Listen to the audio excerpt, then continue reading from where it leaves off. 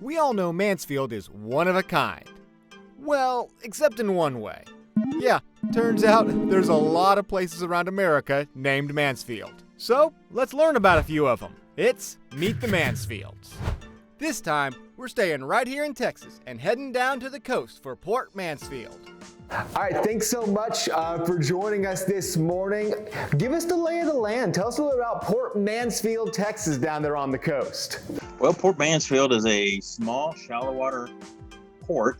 It was created the dredging was done from 1958 to 1962. It was a very busy shrimping and offshore supply boat port all the way through the 1980s. And then it went into obscurity. It became literally a recreational fishing port, and it has been that ever since. Until 2 years ago, when the Corps of Engineers came in and dropped $25 million and reopened the channels and got it all back to navigable.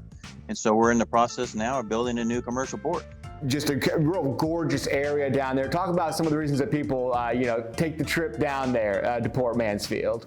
Well, there's a couple of reasons. One, Port Mansfield, from what we've been told from various magazines and other things, is the number one fishing destination in Texas. That's the number 4 in the Gulf of Mexico and number 10 in the nation. So there's a reason to come just for fishing alone. So we have about 800 and some odd homes, but yet at the same time, I have about 500 deer that roam around town, about 150 toms, turkeys are roaming around town, probably another 150 nilgai that are just on the property. They just roam through people's yards and everything else. And that's a double-edged sword. Some people love them, some people hate them. So, but that's another draw. That gets me a lot of tourist business, that's for sure. Everybody wants to drive through on the weekend and get to see the deer and things. So yeah, there's quite a number of things that draw people to Port Mansfield.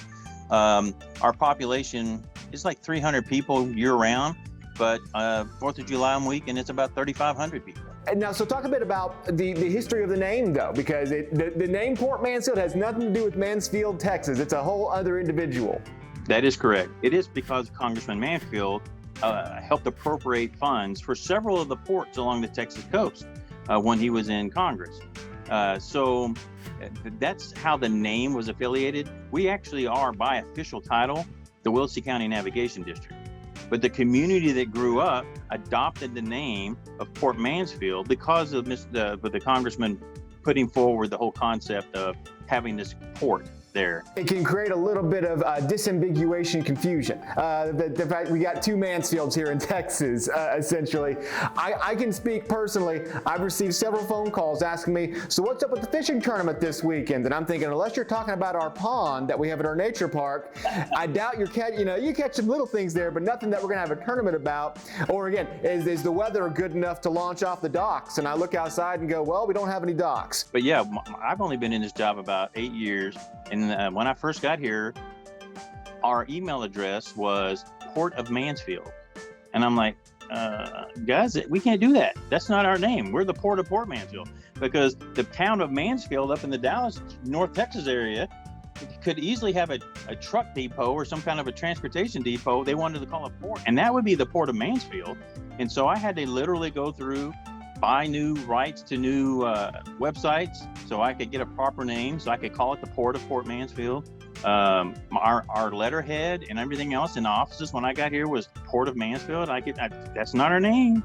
So we had confusion in our own organization, so let alone outside citizens trying to communicate with us. And it sounds like you guys really just have some exciting times just around the corner. It sounds like there's a lot going on down there.